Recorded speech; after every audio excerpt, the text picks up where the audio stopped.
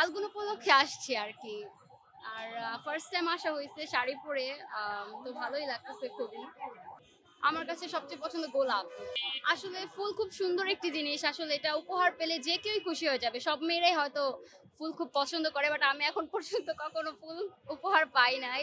আজকে বের হয়েছি ফুল ফাল্গুনের উপলক্ষে। ভ্যালেন্টাইনে তো বয়ফ্রেন্ডের সাথে বের হয়, এখন বয়ফ্রেন্ড তো নাই।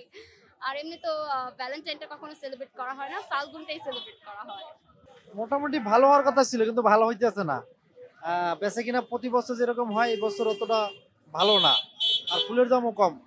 কারণ বিভিন্ন এই শাহবাগে বিভিন্ন ধরনের আন্দোলন চলে, বিভিন্ন ধরনের চলে, এই জন্য কাস্টমার খুব কম আসতেছে। শাহবাগে আতঙ্ক জন্য কম আসতেছে। তারা ফুল কিনে না, কোনো শুধু ফুল কিনে আসে শুধু ছবি তোলার জন্য। এই যে বিরক্ত, ছবি তুলবো দাঁড়াই দাঁড়ায়, একটা ফুলও কিনবে না, ওই দোকানটা শুধু শুধু ডিস্টার্ব করে গো।